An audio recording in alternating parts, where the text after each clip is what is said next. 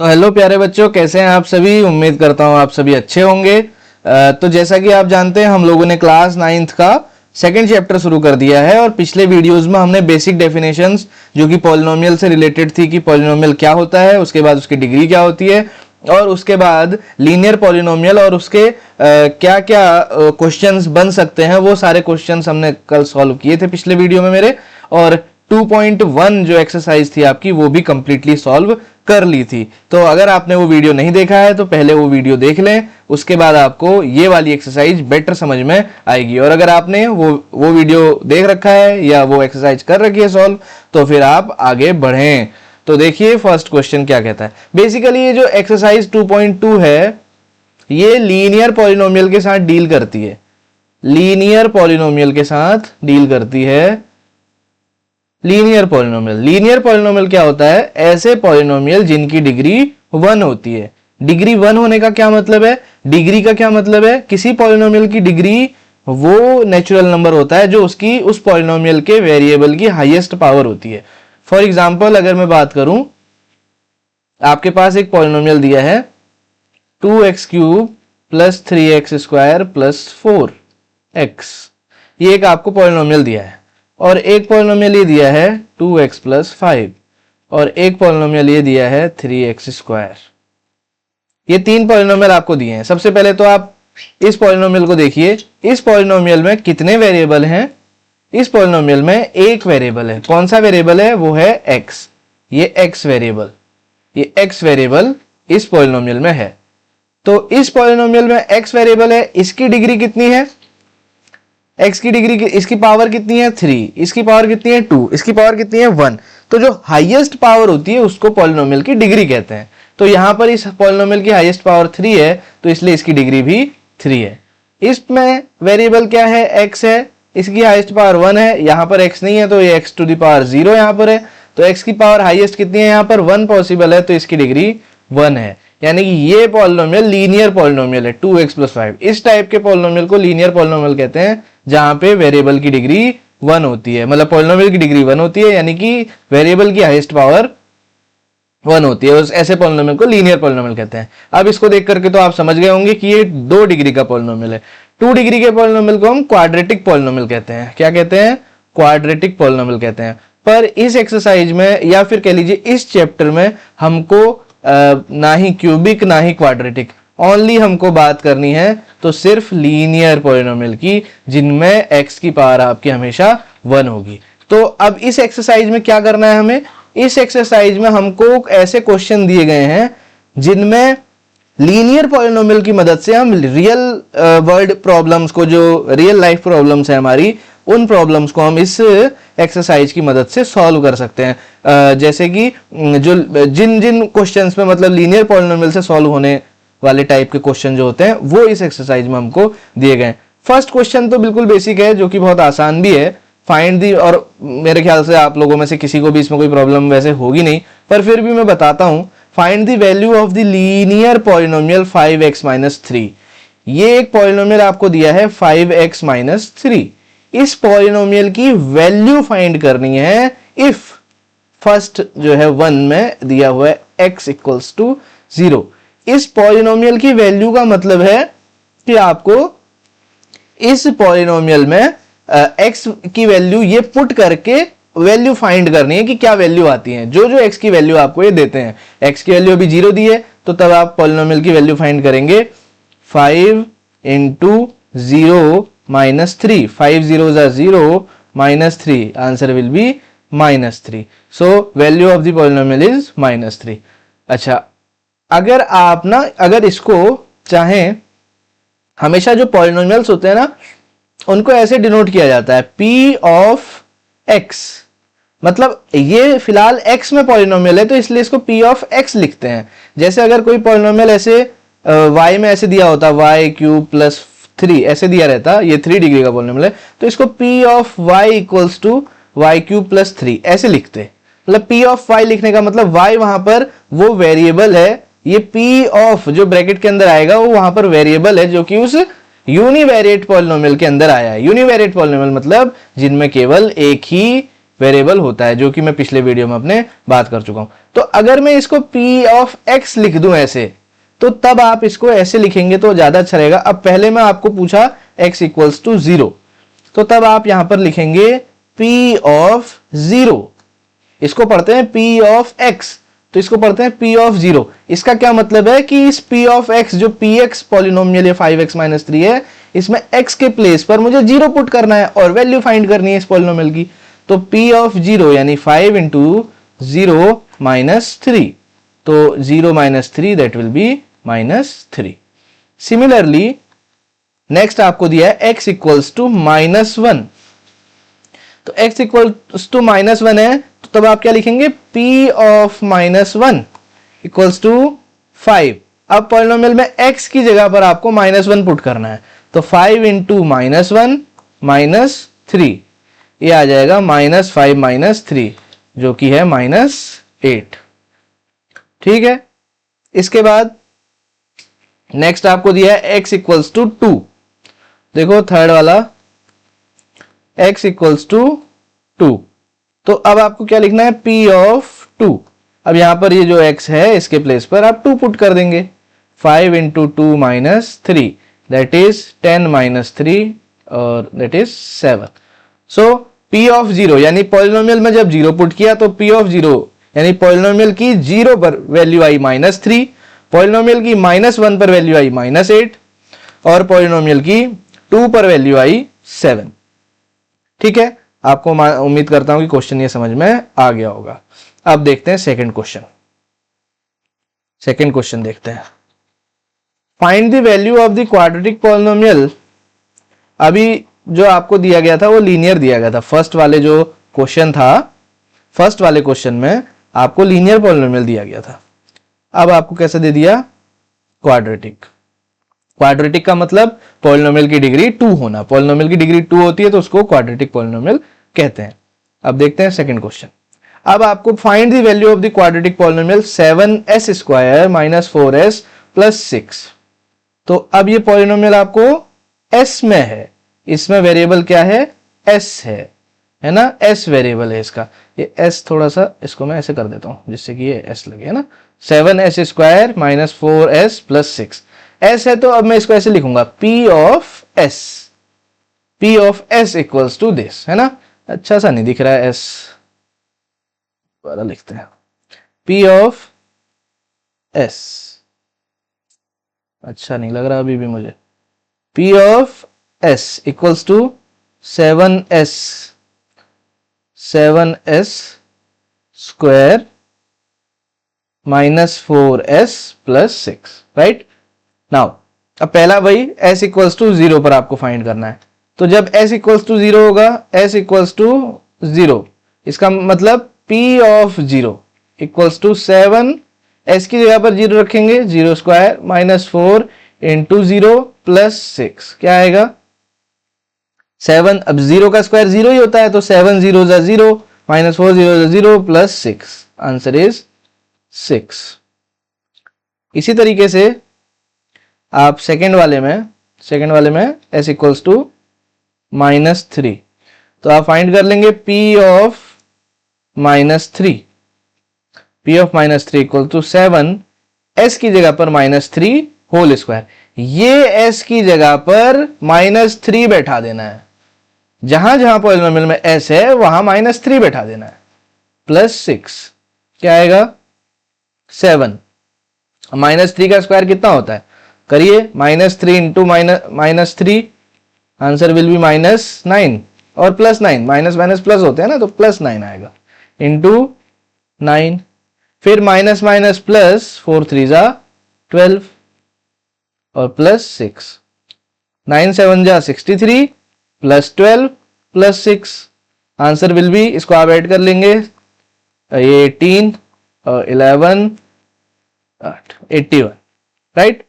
और सिमिलरली आप जो है s इक्वल्स टू 4 पुट करके पॉलिनोमियल की वैल्यू निकाल सकते हैं। ये आपके लिए मैं होमवर्क छोड़ देता हूं, आप इसको खुद कर लें। क्या करना है, जो वो 7s स्क्वायर माइनस 4s है प्लस 6, इस पॉलिनोमियल में आपको बस वैल्यू पुट कर देनी है, किसकी, s की। क्या वैल्यू पुट करनी है, 4 पुट करनी है। और कैलकुलेशन करके आंसर निकाल लेना है, आपका आंसर आ जाएगा। तो ये था पॉलिनोमियल्स में वैल्यू फाइंड करना। पॉलिनोमियल्स में किसी पॉइंट पर वैल्यू फाइंड करने का मतलब उस वैल्यू को पॉलिनोमियल के वेरिएबल के अंदर पुट करो और आंसर फाइंड कर लो, राइट। नाउ अब हम अपनी प्रॉब्लम्स की ओर बढ़ते हैं, जो कि रियल वर्ल्ड प्रॉब्लम्स हमको अब ये दी जा रही हैं, है ना। Third question, very important question, very important question. और ऐसे एज रिलेटेड क्वेश्चन आपको 10th क्लास में भी मिलते रहेंगे, आगे भी आने वाले क्लासेस में मिलते रहेंगे। तो देखिए, the present age of Salil's mother is 3 times Salil's present age. ये लैंग्वेज थोड़ा ध्यान से समझिएगा। The present age of Salil's mother, Salil की जो मदर हैं उनकी जो प्रेजेंट एज है वो 3 टाइम्स है किसके, सलील्स प्रेजेंट एज के, right. So if third question है ना, इफ लेट, अगर मैं लेट करूं Salil's present age equals to x, let में कर लेता हूं, राइट। सलील की प्रेजेंट एज को एक्स लेट कर लेता हूं। So according to the question the present age of Salil's mother is 3 times Salil's present age. Salil की एज के 3 टाइम्स है उसकी मदर की एज, 3 टाइम्स मतलब 3 into x. So mother's age is equals to 3 times of x, means 3 into x, right. Now आगे क्या कह रहे हैं, आफ्टर 5 ईयर्स, अब इसको समझिएगा, after 5 years their ages will add up to 70 years. After 5 years का मतलब क्या है, जैसे मान लीजिए अभी आपकी एज 15 ईयर्स है, 15 ईयर्स अगर आपकी एज है तो आफ्टर 5 ईयर्स आपकी एज कितनी होगी, आप कैसे फाइंड करेंगे, 15 में 5 ऐड करके, 15 plus 5 20, after 5 years your age will be 20। Similarly if Salil's present age is x, then after 5 years, after 5 years Salil's age equals to कितना होगी, अगर अभी x है तो आज से आने वाले 5 साल बाद, जैसे मैंने बताया 15 अगर अभी है, 15 अगर अभी है, तो 5 years after it will be 20. Similarly, if the present age of Salil is x now, in present time this Salil's age is x, then after 5 years it will be x plus 5. कैसे find करेंगे, 5 add कर देंगे उसकी age में। Similarly, mother's age after 5 years, 5 साल बाद उसकी mummy की एज कितनी होगी, 3x अगर प्रेजेंट टाइम में है तो 3x plus 5 हो जाएगी। Now, according to the question,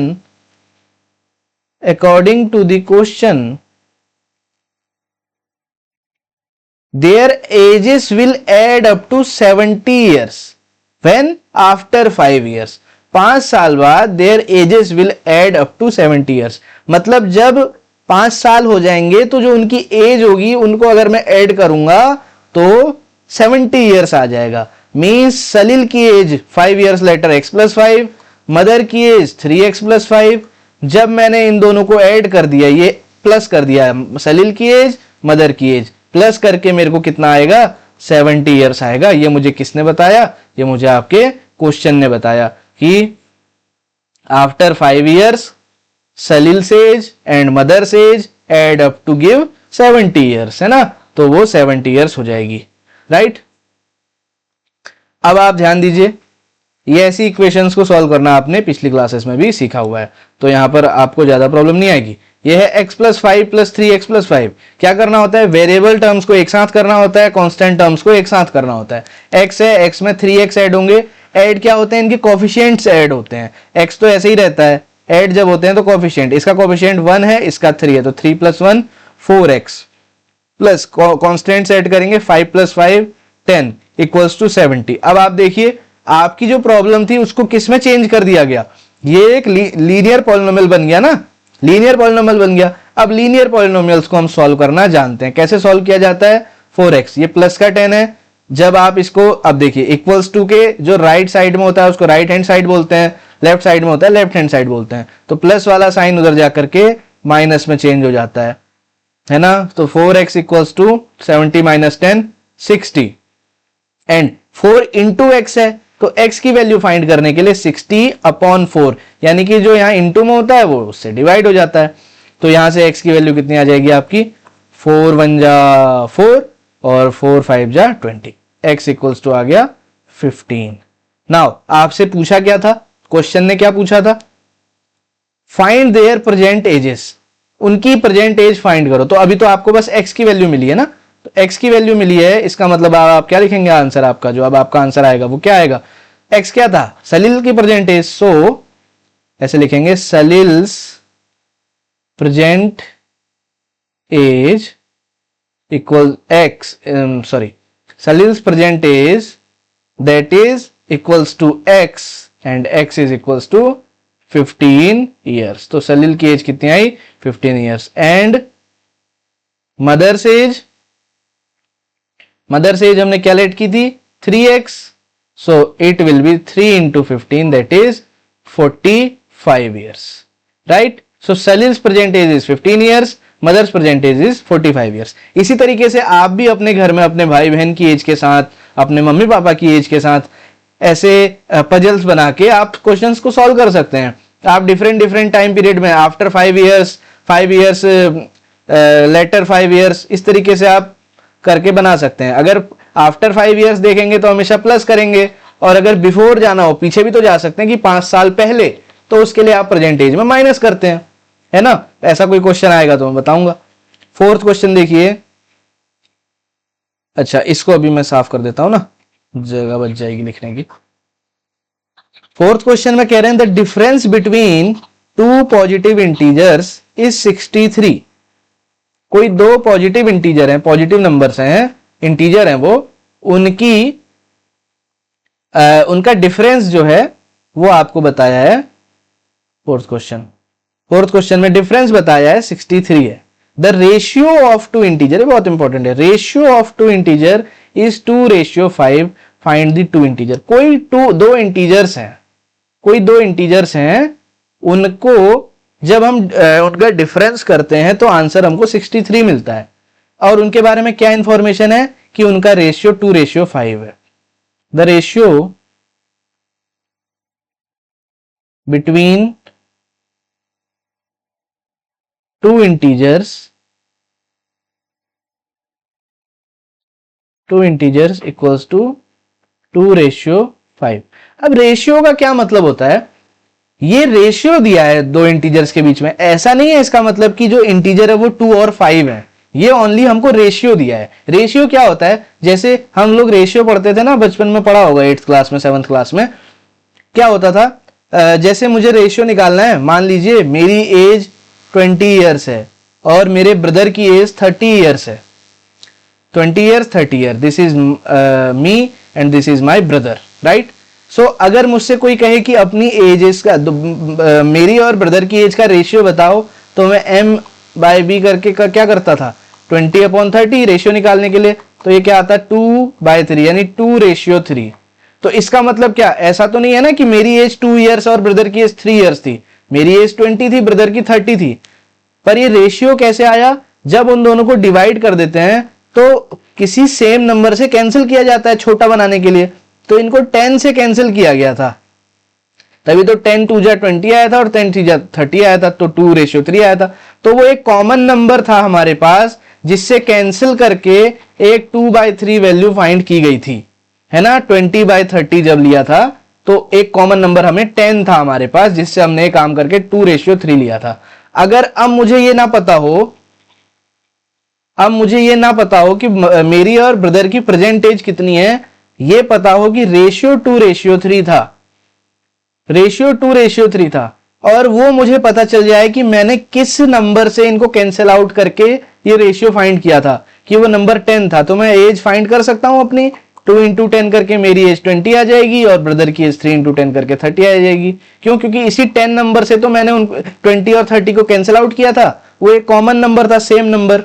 उसी तरीके से इस क्वेश्चन में ध्यान से समझिएगा, इस क्वेश्चन में मुझे उन इंटीजर्स का रेशियो दिया गया है, मुझे ये नहीं बताया गया कि वो इंटीजर्स कौन है, उनका रेशियो दिया गया है। ये इंटीजर्स तो कुछ भी हो सकते हैं, ये इंटीजर ऐसे हो सकते हैं 8 और 20, तभी तो रेशियो आ जाएगा 4 2 जा 8 4 5 जा 2 रेशियो 5, 8 और 20 हो सकते हैं, या ऐसे कुछ भी हो सकते हैं जिनके बीच एक कॉमन इंटीजर हो। अब वो कॉमन इंटीजर अगर मुझे पता चल जाए तो मैं उसमें इन दोनों को इनटू करूंगा और वो इंटीजर्स को फाइंड कर लूंगा, है ना। लेकिन वो पता तो नहीं है, तो इसलिए उसको लेट कर लेते हैं। लेट दी उसको बोला जाता है ratio coefficient, let the ratio coefficient. देखिए मैंने, आप लोगों को लग रहा होगा कि बहुत बड़ा, आप मतलब बहुत लंबा करके बता रहे हैं क्वेश्चन को, ऐसा नहीं है। इसको आप समझने की कोशिश कीजिए। कई बार हमें बता दिया जाता है कि रेशियो है, तो आप कोई एक नंबर ले लीजिए x, 2x और 5x ऐसे लिख लीजिए, लेकिन ये x का क्या मतलब है मैंने आपको ये बताने की कोशिश की है, तो ध्यान से इसको समझ लीजिए। Let the ratio coefficient is x,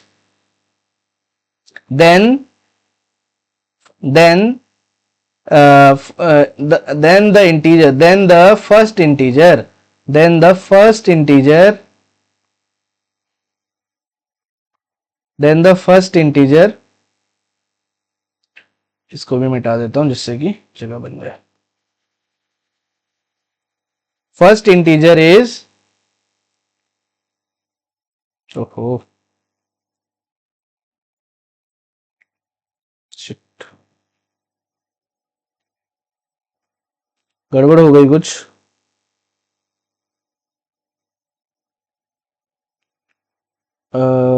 अभी हम थोड़ा सा वेट कर लेते हैं, कुछ तो गड़बड़ हो गई।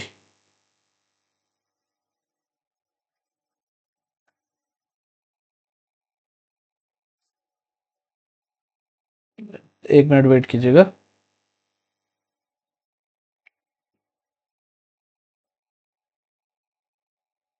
हाँ, तो देन द फर्स्ट इंटीजर, मैंने रेशियो कोएफिशिएंट को अगर x लेट कर लिया तो जो फर्स्ट इंटीजर आया वो क्या आया, 2 into x, and second integer is 5 into x. क्यों, फर्स्ट वाला 2 दिया हुआ था, सेकेंड वाला 5 दिया हुआ था।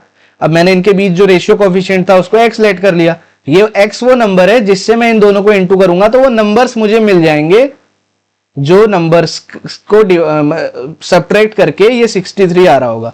तो क्वेश्चन ने आपको क्या बताया कि जो नंबर्स है ना 2x और 5x, इनको सब्ट्रैक्ट करके 63 आता है। तो मैं लिखूंगा अकॉर्डिंग टू क्वेश्चन, इस तरीके से आप करके आएंगे एग्जाम में तो आपको फुल मार्क्स मिलेंगे। अकॉर्डिंग टू क्वेश्चन, अब इनको सब्ट्रैक्ट करना है तो सब्ट्रैक्ट तो बड़े से छोटे को करेंगे ना, तभी तो पॉजिटिव 63 आएगा। 5x minus 2x equals to 63, right. So 5 minus 2 3x equals to 63, x equals to 63 by 3, x equals to 3 2 जा 6 3 1 जा 3, तो x इक्वल्स टू 21। ये वो रेशियो कोएफिशिएंट है जो हमको मिला 21। तो अब हमको वो नंबर्स फाइंड करने, तो लिखेंगे the first number equals to, क्या था फर्स्ट नंबर, क्या था 2x था, 2x equals to 2 into x की वैल्यू आई 21 तो 42। Second number 5 into x, 5x था ना, तो 5 इंटू 21 दैट इज 105। अब आप आंसर भी चेक कर सकते हैं कि आपका सही है क्या नहीं, क्योंकि 105 में अगर मैं 42 सब्ट्रैक्ट करूं तो 5 माइनस 2 3, 10 माइनस 4 6, 63 आ गया ना। तो आप आंसर भी चेक कर सकते हैं इन क्वेश्चन में कि आपका सही आ रहा है कि नहीं, है ना। और यहां पर भी आपने देखा कि हमने एक पॉलिनोमियल बनाया था जो कि लीनियर पॉलिनोमियल था, 3x इक्वल्स टू 63। ये पॉलिनोमियल हमारा बना, यहाँ x की पावर कितनी है 1 है। तो इस एक्सरसाइज में आप देखेंगे कि हम लीनियर पॉलिनोमियल पर ही वर्क कर रहे हैं। अब देखते हैं फिफ्थ क्वेश्चन। फिफ्थ क्वेश्चन से पहले साफ सफाई जरूरी है। आपको अगर समझ में आ रहा है तो लाइक कीजिए, कमेंट कीजिए, और अगर कोई चीज पूछनी है, कोई चीज समझ में नहीं आती है तो भी कमेंट में आप पूछ सकते हैं, मैं आपको जरूर रिप्लाई करूंगा। और मेरे डिस्क्रिप्शन में मेल भी दी रहती है मेरी, अगर किसी को कोई क्वेरी है नोट्स की, आपको पीडीएफ चाहिए तो आप मुझे मेल भी कर सकते हैं। फिफ्थ, अब ये अच्छा क्वेश्चन है, देखिएगा। Ruby has 3 times as many 2 rupee coin as she has 5 rupee coin, है ना। रूबी एक लड़की है, उसके पास 2 rupees के और 5 rupees के कॉइन है। अब कितने क्या क्या हैं वो उसमें क्वेश्चन ने बता रखा है, देखिए कितने कितने हैं। Ruby has 3 times 2 rupee coin as she has 5 rupee coin, मतलब जितने 5 rupee कॉइन है उसका 3 times कर दो तो 3 उतने 2 rupees कॉइन है। तो आप पहले क्या लेट करेंगे, let 5 rupee, let number of 5 rupee coin, let number of 5 rupee coin is equals to x, then number of 2 rupee coin equals to, क्या बोला था, 3 number of 3 Ruby has 3 times 2 rupee coins as she have 5 rupee coins, तो जितने 5 rupee coin है उसका 3 times है 2 rupee coin, तो x है 5 rupee coin, x है तो 2 rupee coin कितने हो जाएंगे 3 times यानी 3x। अब उसके पास बताया है she has टोटल 88 रुपीज, 88 रुपए, 88 रुपीज उसके पास है। अब आप जरा सोचिए, मान लीजिए आपके पास 5 रुपी के 2 कॉइन्स है और 2 रुपी के 5 कॉइन्स हैं, 5 तो कंफ्यूजिंग हो जाएगा, 2 रुपी के 10 कॉइन्स हैं, ऐसा मान लीजिए। तो अगर आपको आपका टोटल रुपीज फाइंड करने हो कितने रुपए हैं आपके पास, तो आप कैसे फाइंड करेंगे, 5 रुपी के 2 कॉइन्स हैं तो टोटल कितने रुपए हुए आपके पास, 5 रुपए के 2 सिक्के, तो 5 इंटू 2 10 रुपीज, और 2 रुपए के 10 सिक्के तो 2 इंटू 10 20 रुपीज, और टोटल कर देंगे तो 30 रुपीज, आपको पता चल जाएगा कि आपके पास टोटल 30 रुपए है। मतलब अगर मुझे 5 रुपी के कॉइन की वैल्यू कितनी है मेरे पास, कितने टोटल रुपए हैं 5 रुपए से बनने वाले, वो फाइंड करना है, तो 5 rupee into number of coin of 5 rupees, ऐसे ही तो फाइंड करेंगे। अगर मेरे पास 5 रुपए के 10 सिक्के हैं मान लीजिए, तो रुपए कितने हैं मेरे पास, 50 रुपीज है ना। तो यही कॉन्सेप्ट यहां पे यूज करना है। पहले हम अपना वो निकाल लेंगे कि हमारे पास रुपए कितने हैं, है ना। तो so value of 5 rupee coins कर देंगे ना यहाँ पे, rupee coins equals to value, मतलब उससे कितने रुपए हमको मिलेंगे। तो 5 रुपी के x कॉइन है तो वैल्यू कितनी हो जाएगी 5x rupees. Similarly value of 2 rupee coins equals to 2 into 2 rupee के कितने कॉइन है 3x, तो 2 इंटू 3x ये आ जाएगा 6x रुपीज। तो यानी कि उसके पास 5 रुपी कॉइन से 5x रुपीज है और 2 रुपी कॉइन से 6x रुपीज है अकॉर्डिंग टू क्वेश्चन। उसके बाद टोटल कितने रुपीज हैं 5x plus 6x, total rupees तो ये ऐड करके निकलेंगे, 5 रुपीज के 5x रुपए और 2 रुपीज के 6x रुपए, तो 5x प्लस 6x कितना है 88 रुपीज दिया हुआ था वहां पे क्वेश्चन में। देखिए she has a total 88 rupees, right. So add कर लेंगे और उसके बाद 5x प्लस 6x कितना आएगा 11x इक्वल्स टू 88। फिर देखिए आपका लीनियर पॉलिनोमियल बन गया, x की डिग्री 1 है, 88 बाय 11 दैट इज 8 आ गया। आपसे पूछा गया है उसके पास कौन से रुपए के कितने कॉइन है, तो आप आराम से बता सकते हैं। So number of 5 rupee coin कितने थे x थे, तो x इक्वल्स टू 8 है उसके पास 5 रुपी के, और नंबर ऑफ 2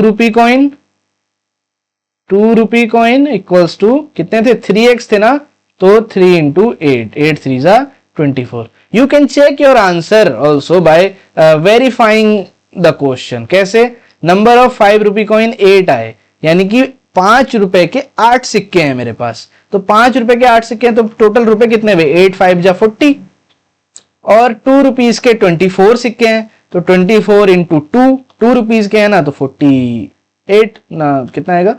हाँ 48, ऐड कर लेंगे तो कितना आ गया? 88 आ गया ना। और वही आपको बताया था क्वेश्चन ने कि 88 रुपीज है आपके पास, है ना। तो ये क्वेश्चन आपको अब समझ में आ गया होगा। अब बढ़ते हैं नेक्स्ट क्वेश्चन की तरफ। नेक्स्ट क्वेश्चन है हमारे पास 6th question. A farmer cuts a fence, तो आसान है। A farmer cuts a 300 feet fence into 2 pieces. Fence मतलब क्या होता है? जो फार्मर लोग तार लगाते हैं ना खेतों में अपने बाउंड्री बनाने के लिए, फेंसिंग करते हैं, उसको फेंसिंग करना बोला जाता है, तार लगाना जानवरों से बचाने के लिए फसल को। तो a farmer cuts a 300 feet fence into 2 pieces of different size. मतलब उनके पास 300 फीट की एक तार थी, वायर थी कह लीजिए, रस्सी थी कह लीजिए, उसको 2 पीसेस में उन्होंने कट कर दिया, डिफरेंट साइज के 2 पीसेस में। The longer piece is 4 times as the shorter piece. जो छोटा पीस है उससे जो बड़ा वाला पीस है वो 4 टाइम्स है ना। तो कंडीशन तो आपको दी हुई है, तो आप लिख लीजिए यहां पर, let the shorter part has length equals to x feet, then length of longer part is equals to, कितना बताया है इन्होंने? The longer piece is 4 times as the shorter feet, 4 times यानी 4x feet। नाउ क्वेश्चन ने क्या बोला कि इनका तो दोनों का सम, क्योंकि 300 है ना, टोटल तो 300 है, तो अगर मैं x और 4x को ऐड कर दूंगा तो 300 आ जाएगा। According to the question x plus 4x equals to 300, that will give you x plus 4x कितना आ जाएगा? 7 नहीं सॉरी 7 क्यों आएगा? x में कोएफिशिएंट कितना है? 1, और ये 4x में कोएफिशिएंट कितना है? 4। तो 4 plus 1 5x is equals to 300, x equals to 300 by 5, that will be 5 6 30 60। so यहीं से मैं लिख दे रहा हूं, आप नीचे करके लिख लेंगे अलग से। so the shorter path has length equals to x is equals to 60 feet, 60 feet आ गई, और longer part की आ गई 4 into 60, that is 6 4 जा 24, 240 फीट। देखिए दोनों को ऐड करेंगे तो फिर 300 आपके पास आ जाएगा, राइट। तो ये क्वेश्चन भी हमारे पास हो गया डन। अब बचा हमारा कौन सा question? 7th question. 7th question is very nice question.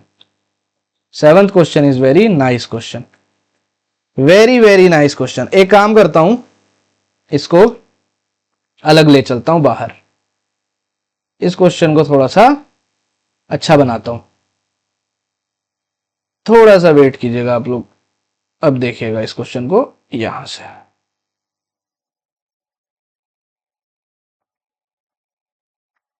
अब देखिए इस क्वेश्चन को यहां पर, राइट। ये थोड़ा सा प्यारा क्वेश्चन है। If the length of a rectangle is 3 more than twice its width। एक रेक्टेंगल है हमारे पास, एक रेक्टेंगल है, इस रेक्टेंगल की जो लेंथ है, length of the rectangle is 3 more than twice its width। अगर मैं विड्थ को x लेट कर लूं तो जो लेंथ है वो 3 more है, किससे? विड्थ की ट्वाइस से। 3 more than twice its width, तो पहले twice its width plus 3 more than, तो लेंथ कितनी आ गई? 2x plus 3, और विड्थ कितनी आ गई? x। तो यही आपको यहां पर लिखना है। पहले क्या लिखेंगे? लेट द विड्थ, क्योंकि विड्थ से कंपैरिजन कर रखा है ना लेंथ का। If the length of a rectangle is 3 more than twice its width, width अगर पता होगी तो तब लेंथ पता होगी, क्योंकि विड्थ से लेंथ जो है उसके ट्वाइस करके उसमें 3 ऐड करना है विड्थ में। तो पहले विड्थ को लिखेंगे, let the width of the rectangle equals to कितना, x। आपकी मर्जी है, वैसे आप m मान सकते हैं। चलो अब m मान के करते हैं इस बार। हर क्वेश्चन में तो x ही ले लिया, हर जगह x लिया जाता है, इस बार m लेते हैं। Let the width of the rectangle is m, then length equals to, question के अकॉर्डिंग लेंथ कितनी होनी चाहिए, length is 3 more than twice its width, तो twice its width and then 3 more, right. And the perimeter is 24। अब perimeter आपको दिया तो perimeter से आप सोचो according to question, what is the perimeter of rectangle, perimeter of rectangle is 24 given है, 24 centimetre. Formula क्या होता है पेरीमीटर का, फॉर्मूला क्या होता है, क्या होता है याद है, 2 इंटू लेंथ प्लस ब्रेथ, या विड्थ कह लीजिए या ब्रेथ कह लीजिए, एक ही बात है, लंबाई और चौड़ाई। 2 इंटू लेंथ प्लस ब्रेथ होता है, इक्वल्स टू 24 आपको गिवन है, इक्वल्स टू 24 गिवन है। 2 इंटू, अब लेंथ लिख लेंगे यहां पर, लेंथ कितनी है 2m plus 3, 2m plus 3 plus width कितनी है m, इक्वल्स टू 24। अब पहले इसका 2 का इंटू करा दीजिए इसमें, 2 2 जा 4m प्लस 2 3 जा 6 plus 2 into m 2m equals to 24। पहले ब्रैकेट सॉल्व करते हैं ना। अब 4m प्लस 2m कितना आएगा, 4 plus 2 6m plus 6 equals to 24, right. इसके बाद 6m इक्वल्स टू, ये 6 उधर जाके क्या हो जाएगा 24 minus 6, that will be 18 and m equals to 18 by 6, that is equals to 3. What was m? m is the width of the rectangle. So m. So find the dimension. What are the dimension of rectangle? यही पूछा है ना, dimension क्या है, तो dimension length और breath होती है। तो सो width इक्वल्स टू, width जो कि हमने m लेट की थी इक्वल्स टू कितना आया, कितना आया m, 3 आया ना, 3 एंड लेंथ इज, लेंथ कितनी थी 2m plus 3, so it is 2m plus 3 and it is 2 into 3 plus 3 and it is BODMAS. BODMAS को याद करो, पहले मल्टीप्लाई करते हैं, 3 2 जा 6 प्लस 3 और it will B 9। So dimension हमारी निकल आई। क्वेश्चन को एक्सटेंड भी तो किया जा सकता था, आपसे पूछ सकते थे what is the area of the rectangle, तो आप पहले लेंथ विड्थ निकाल लेंगे, फिर एरिया आपको पता चल जाएगा, लेंथ इंटू विड्थ करके 9 3 जा 27 आप कर सकते हैं, राइट। अच्छा, तो ये एक्सरसाइज तो खत्म हो गई 2.2, ये 2.2 खत्म हो गई। अब मैं आपको एक क्वेश्चन देता हूं, अब मैं आपको एक क्वेश्चन देता हूं। इस क्वेश्चन को आपको होमवर्क में करना है और आंसर मुझे कमेंट बॉक्स में बताना है, और तब आपको लगेगा कि आपको ये एक्सरसाइज समझ में आ गई। The sum of two numbers is क्या लिखूं, is 16, the smaller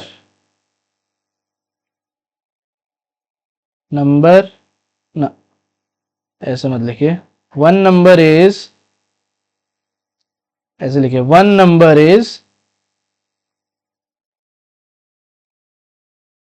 is 3 times the other, find both numbers। इस क्वेश्चन का आंसर आप लोग कमेंट बॉक्स में दीजिए। मिलते हैं अगले वीडियो में, जहां हम सॉल्व करेंगे अगली एक्सरसाइज और कुछ नए कॉन्सेप्ट्स और मैथ्स को अच्छे से समझेंगे। तब तक के लिए बाय बाय। चैनल को सब्सक्राइब कीजिए, लाइक कीजिए और कमेंट कीजिए। Thank you.